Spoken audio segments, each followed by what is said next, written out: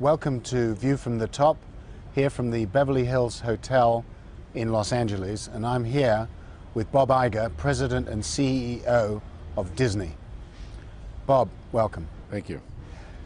Let's talk about your strategy online. You've been very bold in putting top-notch content online, and many people would say, isn't this possibly cannibalizing? Is it possibly proposing a threat to your business? Well, digital media has created some really important platforms in terms of where people are going to access media, whether they're being entertained or informed, how they're spending their time. And we felt strongly about being in that space, which has now grown well beyond just .com sites, equivalent of fishing where the fish are. We believe that people will spend more and more time on these new platforms, regardless of whether we're there or not. So we thought it was important for us to be there.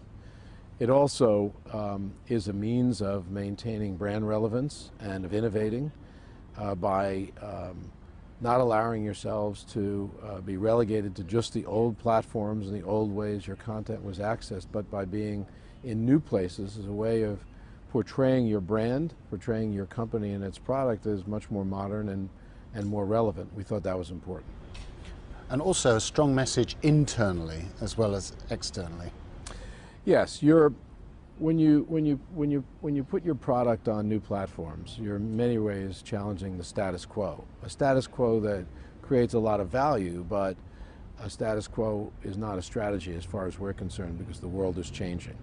The problem when you go into new platforms is that in challenging the status quo, is you're viewed as being threatening or creating threats to your current business. And while it's important to be mindful of that, you can't let that overwhelm you from a strategic perspective. You have to be willing to take risks even with your current business. And also potentially causing tensions with your distributors, traditional business partners. We have very good, very valuable relationships with many distributors, big box retailers, television station owners, multi-channel providers in cable and satellite, movie theaters for that matter. Relationships that have created value and will continue to create great value. But we can't allow those relationships to get in the way of the company adapting to a changing world from a consumer perspective. And it's delicate because by going after, I'll call it the future when it comes to the consumer, you're basically creating threats to a lot of the current relationships in the current businesses. But it's still something that I feel companies like ours have to do. And you had an app ready for the iPad on day one. Tell us a little bit about how you think the iPad is going to change consumer habits. We had multiple apps ready to launch on the iPad day one, and we did so for a lot of reasons. One, we believed in the platform. I'll come back to that. Two, it was a means of showing to consumers that we were innovative and willing to take risks. And third is we wanted to be there first because we wanted to learn the quickest from how the consumer would use that platform. And we've been blown away by the success of the platform and by the quality of the experience that it provides. It's pretty interesting to have mobile media that is of that quality, high quality video on a great screen, as a for instance. To be able to use it to listen to music, to play games, to surf the internet, to do email, and to watch television and movies and a variety of other things. It's one of the most multi-purposed consumer electronics product we've ever seen. The other thing that's very interesting about it is that the touchscreen takes the friction out of accessing content. People don't realize when you use a mouse and when you use a cursor, it actually adds a little friction or a barrier, albeit a small one, to entry or to access to something. And when you take that away, and all you have is the touch of a finger to start an episode of Modern Family from ABC, that's extraordinary in terms of the power of access that device gives the consumer. And so because you're dealing with a virtually frictionless environment, the ability to make available product to the consumer is heightened, and it becomes a much more engaging, much more compelling platform than those that we've seen before. Okay, let's talk a bit about social networks now. You've been a pioneer in this area too. Tell us how that's changing how the use of social networks is changing your business model.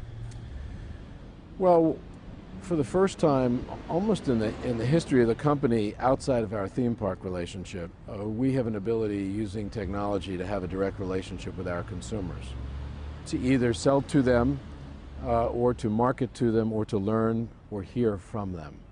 And social media is a great example of that. It's a platform that enables us to do commerce. It's a platform that enables us to market. It's a platform that enables consumers to actually comment about our product and market that product to their friends. So you have a very powerful recommendation engine that didn't exist a scant few years ago, and being in that space effectively is an important part of our marketing strategy as a company. And in the conversation we've just had at the Business of Luxury Summit, you talked about the tension between the essence of the brand and the company, and the heritage and tradition, and the imperative of innovation. You made, as CEO, 2 big acquisitions, Marvel and Pixar. Tell us how those 2 acquisitions have helped Disney innovate. Well, there are similarities to both, and there are also some dissimilarities. On the similar side, you had at both places a culture of creativity, and the value that Pixar created and Marvel over time came mostly from great creative ideas and great creators, and the ability to take what was created and, in effect, make more of it. A comic book becomes a movie, which becomes a video game, which becomes a theme park attraction, and so on. In Pixar's case, an animated film that moves across so many different businesses at the Walt Disney Company, as an example. Relationships with characters and stories and worlds that have been created that are of great value to the consumer that is accessing them. Just memorable experiences in both cases. And that's what the Walt Disney Company is all about. It's creating great stories and great characters and great worlds that are evergreen in nature, meaning they live a lifetime and then some, multiple generation. They are universal in their appeal across the world, and they are leverageable across so many different platforms, existing ones and ones that we haven't even seen created yet. And so the essence of Pixar, Marvel, and Disney were very much similar. And that's why you paid big bucks for both. Well, we've been focused a lot on growing the company in that exact way, which is create great experiences, leverage them over time, over territories, and over technology platforms. And we've focused on just that. And we've also been very focused on brand support, brand growth, and brand creation. And so as we look at Disney today, we see Disney and Pixar, ESPN, ABC, and Marvel as the real essence of the company. And so those acquisitions were consistent with not only everything that Disney was, but everything that Disney is today and everything that we believe Disney should be. And you talked about ESPN. I made a private vow that I wasn't going to talk about the World Cup after that indifferent English performance on Saturday. But on the other hand, Bob, ESPN at least showed the English goal, unlike a certain British television company on Saturday night.